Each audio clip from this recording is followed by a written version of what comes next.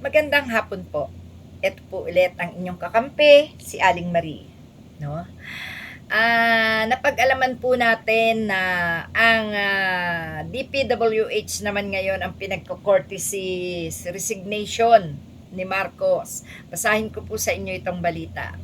Manila, Philippines, pinag-utos si Pangulong Ferdinand Marcos Jr. kay Department of Public Works and Highways, Secretary Vince Dizon, ang top to bottom courtesy resignation sa mga opisyal ng DPWH. Wow, halos lahat, top, sabi niya, top to bottom. Inisa-isa ni Dizon ang direktiba ng Pangulo sa kanya sa unang araw ng kanyang panunungkulan, kabilang dito ang courtesy resignations ng undersecretaries, assistant secretaries, division heads, regional directors at district engineers sa buong bansa. Kailangan siyang gawin kasi nakita ng Pangulo, nakita nating lahat ang nangyari sa ahensyang ito sa Dizon. Magpapatupad din anya siya ng lifetime blacklisting sa mga contractors na responsible sa ghost at substandard infrastructure project. Wala niya magiging proseso, walang investigasyon, automatic blacklisted for life ang mga contractor at may kaakibat na kaso. At lahat ng makukuha nila ipapasa sa independent commission na itatayo ng Pangulo. How if naman kung hindi naman ang iba ay ganun kasama, no? Itong nangyayaring ito hindi yata maganda. Pag independent commission ang mag-imbestiga sa flood control project at maghahain ng mga kaso laban sa mga opisyal at mga sangkot sa mga maanumalyang flood control at ghost project, clean sweep, paglilinis iyan po ang unang direktiba ng ating Pangulo sa adpa ni Dizon. Samantala tiniyak din naman ni Dizon na alamin nila kung sino ang mga tao sa loob ng DPWH na sangkot sa naturang mga irregularidad gaya ng ghost project. Naniniwala si Dizon na hindi magkakaroon ng mga gatong klaseng proyekto kung walang kakuntsaba sa loob ng DPWH. Ayan, meron po sa DPWH na nagbabayad doon. Ghost project ang utos ng ating Pangulo, hanapin yun at tanggalin sa pwesto at kasuhan anya pa. Bukod dito, magsasagawa sila ng masusing review sa lahat ng personnel dahil sa paniwalang marami pa ring mabubuti at magagaling na kawani ang DPWH at sila anya ang ilalagay sa mga sensitibo at importanteng mga posisyon. Sinabi ni Dizon ang problema sa matinding pagbaha ay resulta ng dekadang pagpapabaya, dekada ng maling proyekto at dekada ng katiwalaan, kaya kailangang matugunan kaagad. Yan, no? So, kung talagang ang flood control project scam lang ang pinagtutuunan ng mga ganitong sitwasyon na ang lahat halos ay pinapalitan, pinagre-resign,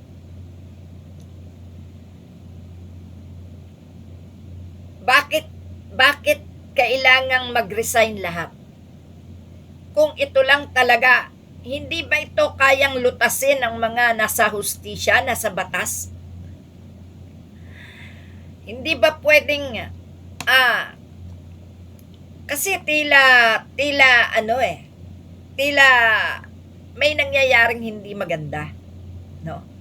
Ang masasabi ko po dito is bakit ngayon ay ipinagsisigawan ng mga DDS na si Sara Duterte ay naging hero ng flood control project?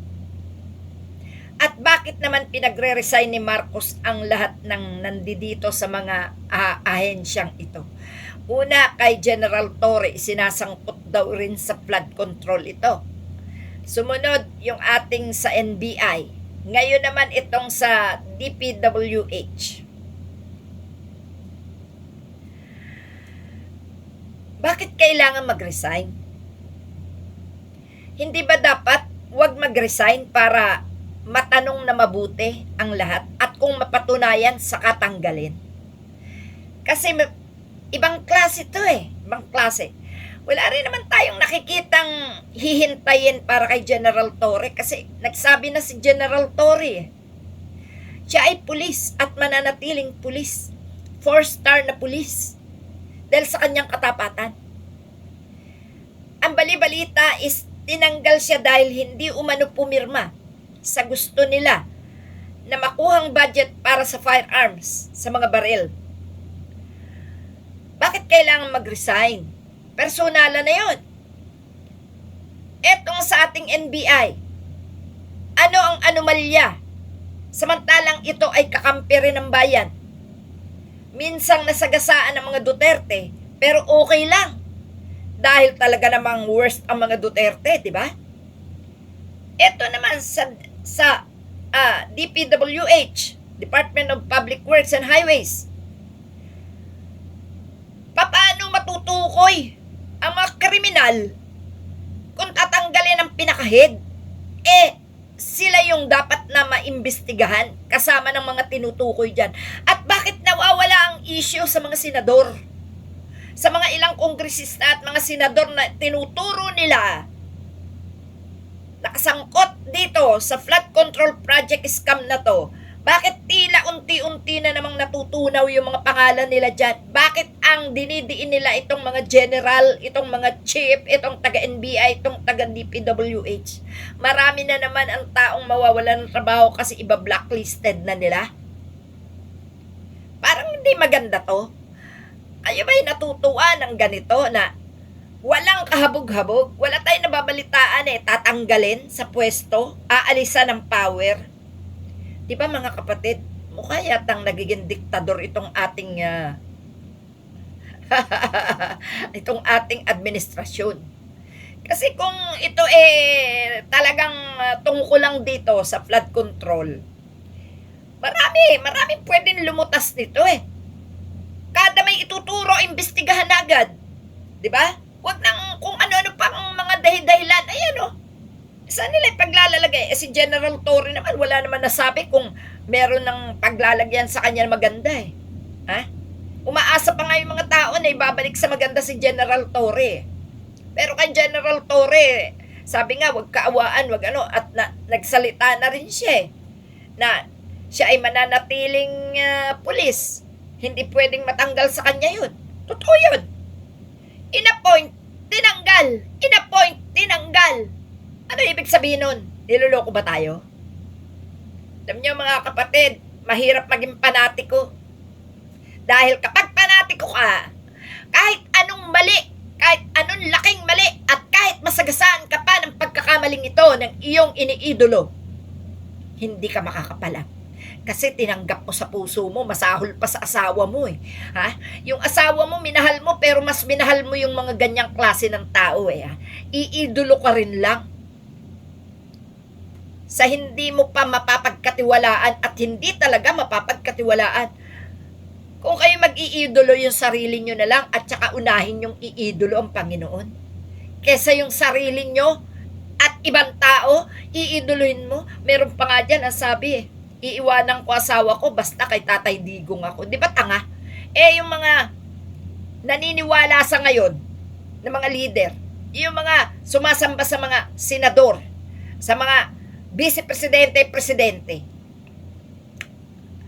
kaya nyo bang tanggapin ang kasasapitan nyo kung sakali dahil sa pag-iidolo nyo at pagmamahal nyo?